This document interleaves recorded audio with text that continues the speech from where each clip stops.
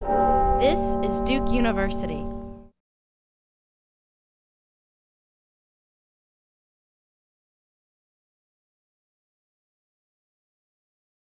I think the first thing to say is, why aren't all lenses perfect?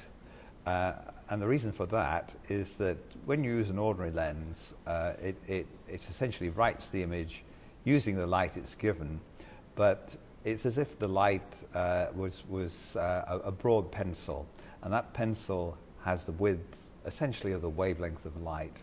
And with ordinary technology, you can't squash light into anything smaller than the wavelength.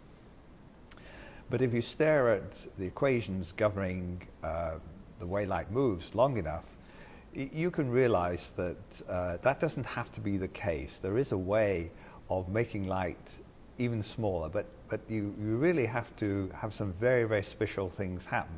Otherwise, people would have discovered that long ago, and they haven't. And everybody's been stuck with this limit to the resolution of a lens. And by the way, that's very, very limiting, because with an ordinary microscope, you can see a living cell, but you can't see inside it, and people really need to do that. So the resolution is a big issue. You have to do something which never happens in nature. There are no materials which do this in nature, and that is, you have to have a material which, when light enters it, it bends the wrong way.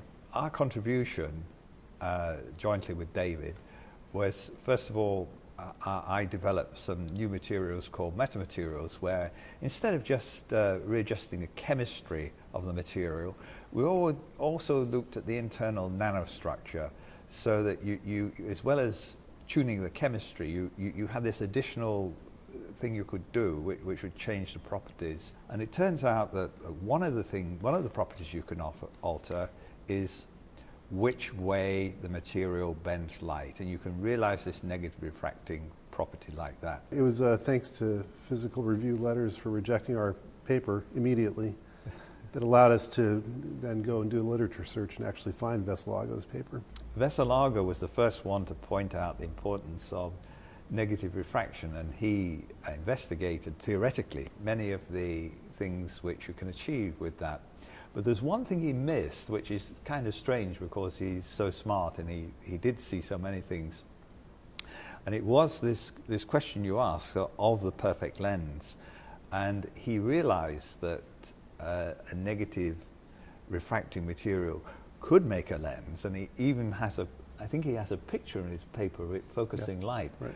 But what he didn't get to was that focus is perfect, because like nearly everybody else, and like myself actually, everybody assumed that the focus had to be limited by the wavelength of light. And it was only that I saw there was, you know, if you see the smallest chink of an anomaly in science, you shouldn't let it pass. You should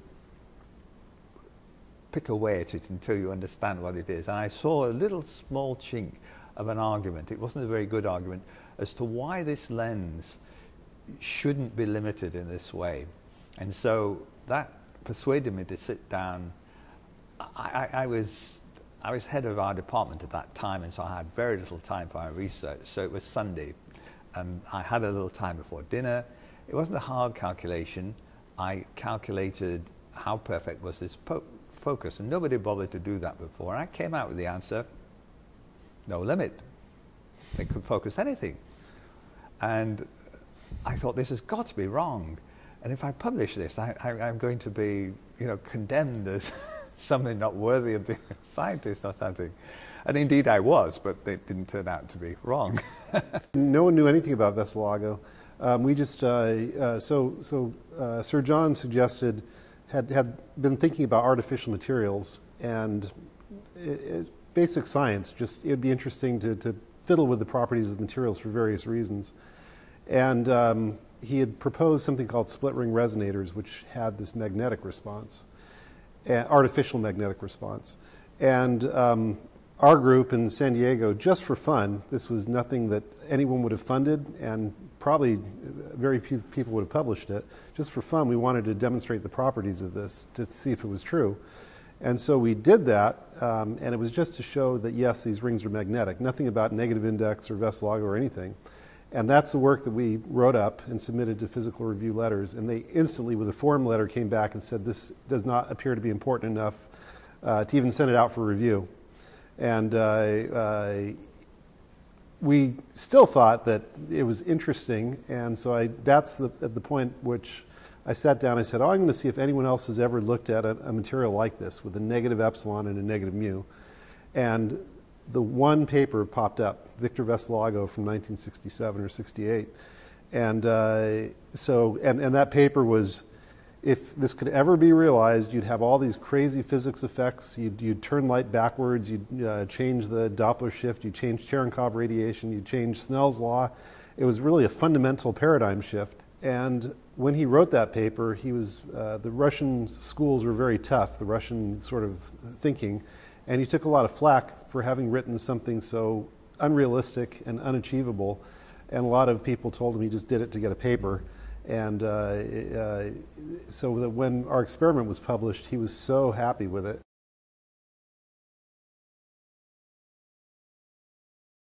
It was at a meeting in Laguna Beach. Was it PEX 1 or PEX 2? I think that was PEX 1. PEX 1. It was called WEX then, yeah. And I gave a talk on my metamaterials. They weren't called metamaterials then.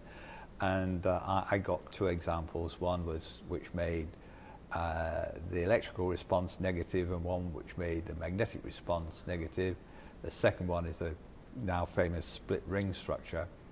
And David and Shelley were in the audience, and I don't know if it's true, but somebody said Shelley fell off his chair when he was sitting next to me. Shelley Schultz was my advisor at the time. And so David came up after my talk and said, "Hey, could we make this stuff? Be my guest." So I was delighted at that, and the rest is history, as they say. I tend to miss why things are so controversial. When I saw when John sent me the paper, it just made perfect sense to me. So I probably didn't give enough feedback because I didn't see anything wrong with it. And a lot of the things that have come up, I was just blindsided by the fact that they were controversial. And a lot of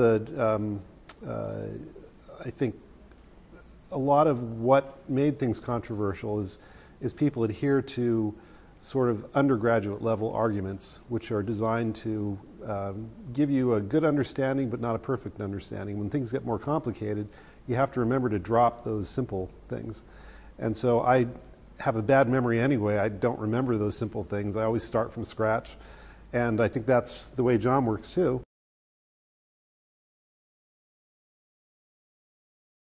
We had been looking at, obviously the negative refraction had raised lots of controversy, and then the controversy was settling down and people were really trying to demonstrate the perfect lens, which happened in 2005 at optical wavelengths, and moving along on that. Around that time or parallel, I started looking at anisotropic materials that aren't the same in every direction, and realizing that there was a lot of freedom there, so much freedom that we didn't even have design tools to actually take advantage of all that. And it was some conversations I was having with John saying, you know, we need some kind of tool that can help us make sense of all this or give us a clear path. And John should describe this himself, but he went back to something that he had done in 1996 just as a computational tool and said, why don't we dust this off and use this as an actual design tool?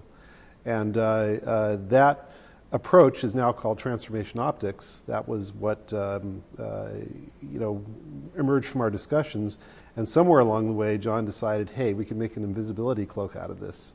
Even partially as a joke, I think, but the math held up, and you could write down the prescription for a cloak, and it was fairly simple.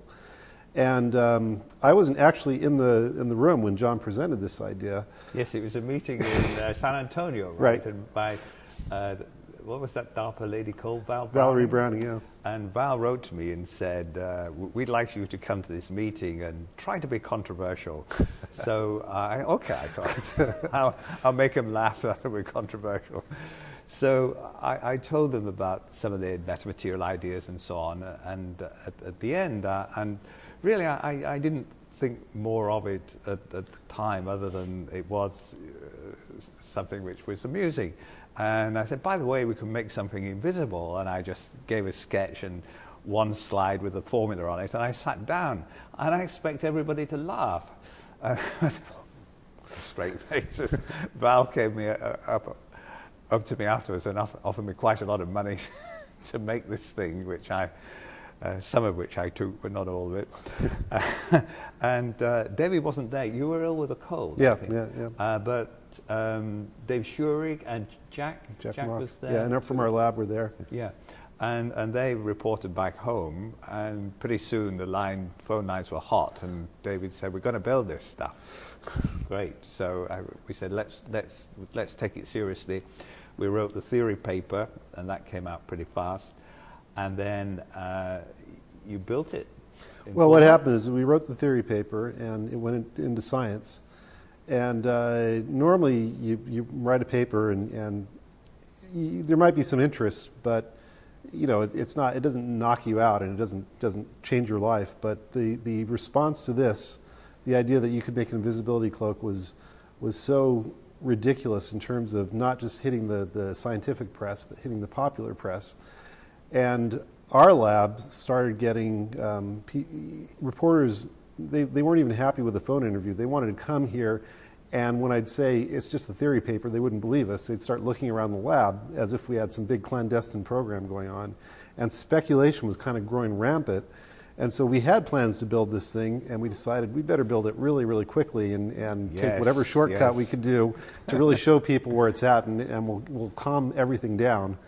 So we started working, and you know, the exact prescription was a little too tough to handle, but we made a couple compromises, and we were able to do the experiment. We did it within 4 months, start to finish.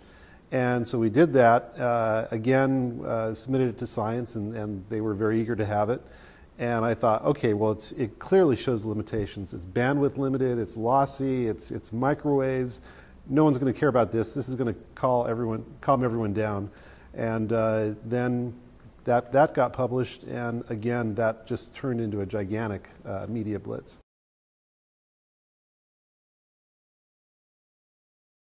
I think very soon. The commercialization is something that's started because we have actually some good champions that are out west in a company called Intellectual Ventures that actually started acquiring the intellectual property and bringing to that basic research that we've been doing some marketing and some searching for potential applications and areas where they could make a difference. And they have access to a lot of interesting resources, including Bill Gates, who's become a big proponent of metamaterials and actually himself very interested. So with all that resource out there, they looked around and initially identified one sector where they could create a metamaterials product, which is in the area of satellite communications. And that was spun off and formed a company which is now called Kymeta, and they're doing pretty well, hoping to launch products this quarter. There's one other thing I should say about exploitation, and that is if you have a technology which is really transformational, it does take a long time before it gets through to practical devices which have to be 100% reliable and 100% understood. The example I like to quote is a laser, which, you know, first the maser was in the 1950s, and it was known at the time as money acquisition scheme for expensive research, because everybody thought it was interesting but useless. Now imagine today, which is more than half a century later, of all the applications of lasers that we have, we could hardly live without them. Well, I think we should be able to use some of these metamaterial concepts, not necessarily in the original format of the perfect lens, but the realization that through these materials you can actually break this resolution limit of optics, and we should be able to see things on the nanoscale in the next 10 years. Metamaterials started in a very, very small way, but I think now when you ask where is the center of metamaterials action, there are many places which are doing a lot of work and very fine work, but personally I always look to Duke as the place where the exploitation of metamaterials it's a fulcrum of what goes on in the subject, and particularly as David has been so, and his team, I should emphasize, have been so energetic in driving forward metamaterials. Duke has had and will have a very important role. I always tell my students that however bright the ideas are that you have as a theorist, and I'm a theorist, my students are theorists, that they will not live as ideas unless somebody picks up and runs with them and makes something useful out of them that in the last analysis repays your debt to society for all the money and indeed the fun you've had in developing these things, and the Duke team is doing that in spades. Produced by Duke University,